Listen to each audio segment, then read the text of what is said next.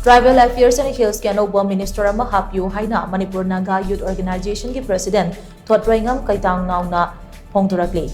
Manipur Press Club ke Thangjing Hall da pangthokpa paugi mifam amada wafam asi phongdokladuna mahakna hai lamdam asida thokliba irang asina maram oiraga Tribal Affairs and Hills amasung Horticulture ke Minister mafam asida station tawduna leitabana khudong chadaba kaya mayongnare. Masina maram oiraga department asigi makada leiriba scheme kaya mai pakna implement tawba ngamdabada natana thabak thawram kaya matam chana pangthokpa ngamdre. Oiragliba phibam asida center amasung state lengangna ahianba meeting changduna Tribal Affairs and Hills ke Anouba Minister ama khanbagi tangai fadaba du lakle. Hiram asiga mari lainana Manipur ge Chief Minister Nongthombam Birantasu memorandum ama pisin ke balai krabani. Department asi starasida leiriba tribal miyam gi yaifanaba leibani amadi MNYO na thamliba wafam asisu tribal singi yaifanaba gi damakni haina mahakna makata na phongdoki. Ngasigi paugi mifam aduda Manipur Naga Youth Organization gi Vice President Momo Tantanga General Secretary Paudin Riamai amadi Finance Secretary Banchoi Kumbasu Saryaki.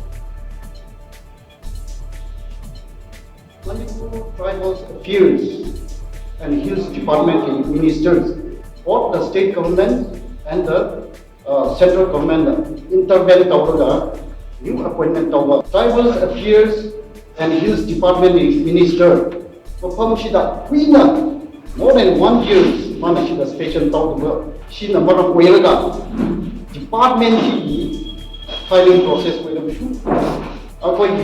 any scheme long department Makada, Tabak Shugi the Mayamshi, Pajan function publication for a Moidana, tribal scheme, department of Moina, Yamna, micro number, Tabak Shugi inconvenience, daily number 20.